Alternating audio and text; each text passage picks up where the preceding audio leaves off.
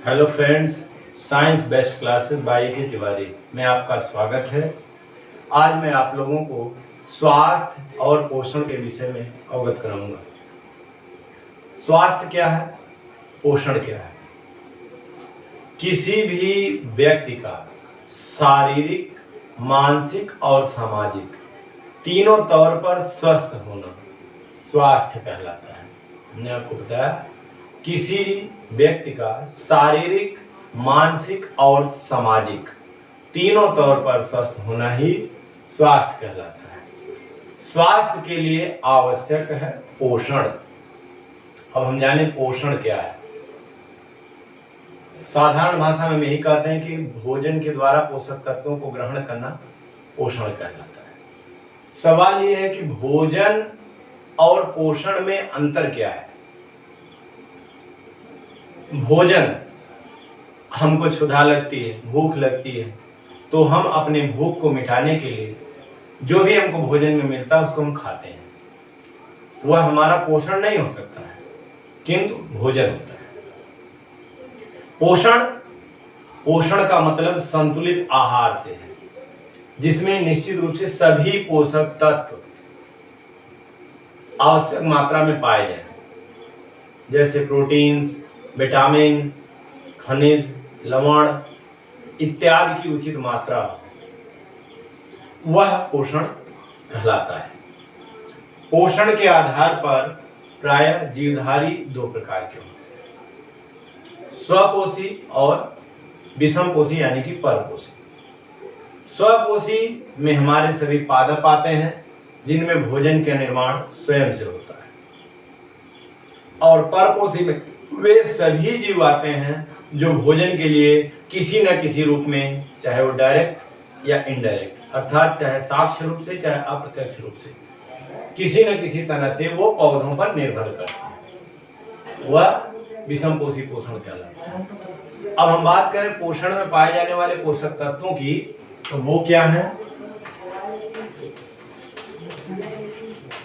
Vitamin,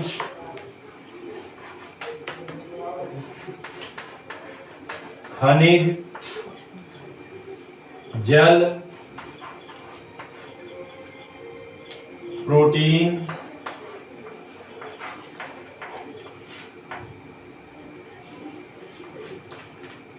इत्यादि।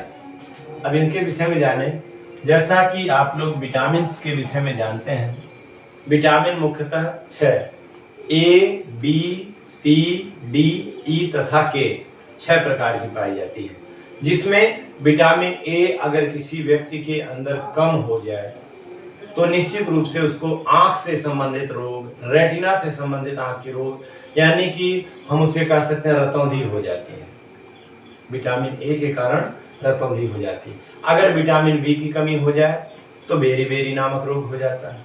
अगर vitamin C की कमी हो जाए तो रिकेट्स हो जाता है। विटामिन ई की कमी हो जाए तो एनीमिया या बांझपन होता है। विटामिन के की कमी हो जाए तो कुपोषण होता है। निश्चित रूप से इस तरह से विटामिनों की अलग अलग कमियों से अलग अलग तरह के रोग होते हैं। अगर हम खनिज की बात करें, अगर किसी व्यक्ति के शरीर में आयरन की कमी हो जाए तो निश्चित रूप से हीमोग्लोबिन बनना कम कर देता है, अर्थात उसके शरीर में रक्त की कमी हो जाती है। अगर किसी व्यक्ति के शरीर में आयोडीन की कमी हो जाए तो निश्चित रूप से उसमें घेंघा रोग हो जाता है।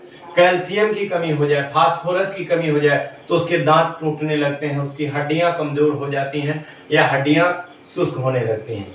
तो निश्चित रूप से खनिज भी हमारे लिए आवश्यक है।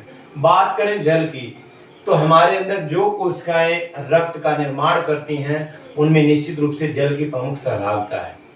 अर्थात हम कह सकते हैं कि जो वह तरल पदार्थ जिसके अंदर हम रक्त के संपूर्ण पदार्थ, चाहे वो आरबीसी है, डब्ल्यूबीसी है, प्लेटलेट्स हैं, कोशिकाएं हैं, उनके अंदर पाए जाने वाले रक्त के जितने भी पदार्थ हैं वो जल में घुलता है, जिससे हमारा रक्त तैयार होता बनता है। प्रोटीन क्या है? प्रोटीन हमारा निर्माणक पदार्थ है। निर्माणक हमारे शरीर में लगातार कोशिकाओं में विखंडन पाया जाता है, जिसका परिणाम स्वरूप शरीर में वृद्धि होना, मोटा होना इत्यादि प्रक्रियाएं होती हैं। तो अब जो शरीर में नई कोशिकाओं का निर्माण करना, पुरानी टूट फूट वाली कोशिकाओं को हटाना या उनमें मरम्मत करने वाली स्थिति है तो मरम्मत करना निश्चित रूप से प्रोटीन की कमी से, प्रोटीन के कारण होता है, और प्रोटीन की कमी से क्वाशहिर्कर जैसे रोग हो जाते हैं। अब हम बात करें वसा। वसा से आप लोग भली भांति परिचित होंगे। वसा का तात्पर्य, जिसको हम इंग्लिश में फैट बोलते हैं, चर्बी से है। यह जब हमारा शरीर भोजन करता है, हमको भूख लगती है तो हम खाना खाते हैं, अच्छा भोजन मिल जाता है, मनपसंद भोजन होता है तो कुछ ज़्यादा खा लेते हैं, अगर स्वाद नहीं है या मनपसंद भोजन नहीं थोड़ा कम खाते हैं, लेकिन भोजन खाते हैं। तो जब हम ज़्यादा भोजन ग्रहण करते हैं तो उस समय उस भोजन की जो इस अतिरिक्त मात्रा होती है, क्योंकि हमारा भोजन हमारा शरीर पूरे भोजन को नहीं खा सकता है, तो वह उसके अतिरिक्त भाग चीज को, जैसे पौधे में है तो मंड के रूप में, या जंतुओं में है तो वसा के रूप में, उसको एकत्रित करके उसके पेशियों में जमा करता है।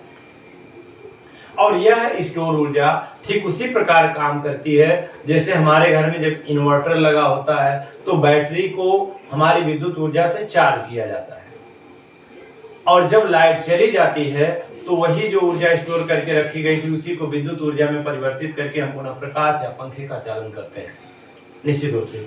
ठीक उसी तरह से वह वसा, वह फैट, स्टोरेज ऊर्जा, जब हम खाली होते हैं, हमको भूख लग गई, समय से खाना हमको नहीं मिल पाता है, तो आपने देखा होगा प्राय ऐसी स्थिति में भूख के कारण हमारे पेट में दर्द होने लगता है या तेजी से भूख लगती है, हम सह नहीं पाते, लेकिन एक कुछ क्षणों के बाद फिर ऐसा होता है जैसे लगता है हमारी भूख खत्म हो गई। उस स्थिति में वह स्टोरेज ऊर्जा जो हमने फसल फैट के रूप में रखा गया था वो निश्चित रूप से कार्य करना शुरू कर देती है और उस व्यक्ति को ऊर्जा देती है।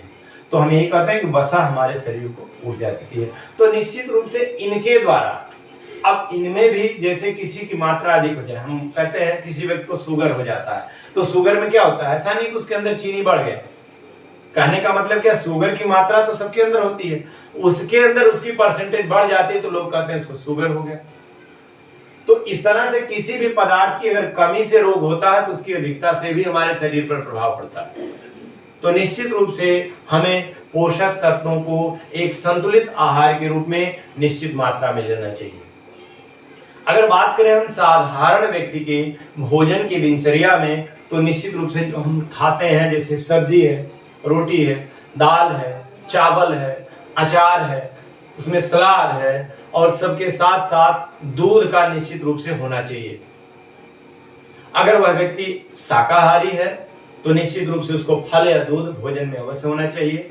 अगर वह मांसाहारी है तो उसे दूध के साथ साथ, वो दूध नहीं लेना चाहता है, लेता भी है, तो उसको अंडा है, मांस है, मछली है, उसको भी अपने भोजन में उचित मात्रा में ले सकता है। और बात अगर शाकाहारी व्यक्ति की करें तो उसको भी अगर अपने आप को स्वस्थ रखना है तो दूध के साथ साथ दालें, और दालों के साथ साथ सूखे फल इत्यादि को उसको निश्चित रूप से लेना चाहिए, भोजन में लेना चाहिए। अगर हम बात करें शाकाहारी व्यक्ति के लिए सलाद में क्या होना चाहिए, तो हमको अगर समय की चीज ककड़ी मिलती है, खीरा मिलता है, प्याज है, टमाटर है, नींबू है, अदरक भी है, इन सबको हमको सलाद के रूप में बनाकर निश्चित रूप से भोजन में खाना चाहिए। इससे एक तो हमारी जनन क्षमता भी बढ़ती है और निश्चित रूप से यह हमारे शरीर को स्वस्थ रखने के लिए उत्तरदायी है। दोस्तों, हमने देखा है कि हमें, अब आपको बताएं कि हमें भोजन की आवश्यकता सबसे अधिक, या हम ये कहें कि हमको पोषण की आवश्यकता सबसे अधिक कब होती है, वह अवस्था किशोरावस्था कहलाती है। किशोरावस्था अर्थात जब व्यक्ति 12 से 14 वर्ष का होता है, उस दौरान उसके शरीर की पेशियां तेजी से वृद्धि करती हैं, उसके शरीर में नई नई प्रक्रियाएं होती हैं जिसके परिणाम स्वरूप नए नए निर्माण होते हैं, उसके शरीर के अंदर नए पदार्थों का निर्माण होता है। ऐसे में व्यक्ति दिमाग को खर्च करता है, अपने दिमाग को पढ़ाई में लगाता है, व्यवसाय की तरफ दौड़ाता है, निश्चित रूप से वह अपने आगे को सोचते हुए अपने दिमाग को दौड़ाने का कार्य करता है। ऐसी स्थिति में उस व्यक्ति को पोषण की सबसे अधिक ज्यादा आवश्यकता होती है। प्राय हमने देखा है हमारे घर के बच्चे हैं, कभी ये नहीं खाएंगे तो कभी वो नहीं खाएंगे, तो हम दूध नहीं पिएंगे तो ये है वो है, निश्चित रूप से इस तरह की प्रतिक्रियाएं देते हैं। और हमें निश्चित रूप से चाहिए कि उन बच्चों को समझाकर संतुष्ट करके निश्चित रूप से उन्हें ये बताएं कि भोजन की मुख्य आवश्यकता उन्हें कितनी आवश्यक है, और इन्हीं भोजन के द्वारा वह अपने शरीर को स्वस्थ रख सकते हैं। शरीर को स्वस्थ होगा तभी आपका स्वास्थ्य होगा। इंग्लिश की कहावत है हेल्थ इज वेल्थ। इसका मतलब क्या है कि अगर हमारा स्वास्थ्य अच्छा है तो हमारे पास सब कुछ है, और अगर हमारा स्वास्थ्य अच्छा नहीं है तो हमारे पास कुछ भी नहीं है। उदाहरण के तौर पे लेते हैं, मेरे पास कई लाख रुपए रखे हुए हैं, मुझे कोई रोग हो जाता है, मैं अस्पताल में पहुंचा तो पता लगा डॉक्टर ने लिख दिया ये ऑपरेशन करना, 5 लाख रुपए खर्च होंगे। पता लगा मेरे खाते में 4 लाख रुपया है और 5 लाख डॉक्टर ने मांग लिया, तो निश्चित रूप से अगर हमको बचाना है तो 1 लाख कर्ज करके 5 लाख डॉक्टर को देना है। और अगर मेरा स्वास्थ्य अच्छा है, मैंने खाने पीने का पहले से ही बखूबी ध्यान रखा है और मैं ऑलरेडी स्वस्थ हूँ, मेरी स्टेमिना बनी हुई है, मेरी प्रतिरक्षण क्षमताएं मजबूत हैं, तो निश्चित रूप से मैं किसी भी प्रतिकारक से, किसी भी रोग से लड़ने की क्षमता प्राप्त कर सकता हूं और निश्चित रूप से मैं अपने शरीर को स्वस्थ रख सकता हूं, ताकतवर रख सकता हूं, और निश्चित रूप से वह ऊर्जा हमारे शरीर को स्वस्थ रखने के लिए सदैव तत्पर रहेगी और प्रतिरक्षण को मजबूत करेगी। इस तरह से आज हमने आपको स्वास्थ्य और पोषण के विषय में बताया। दोस्तों, आशा है कि आज का वीडियो भी आपको पसंद आएगा। आप प्रत्येक वीडियो की तरह इसको भी लाइक करेंगे, शेयर करेंगे, कमेंट करेंगे, सब्सक्राइब करेंगे।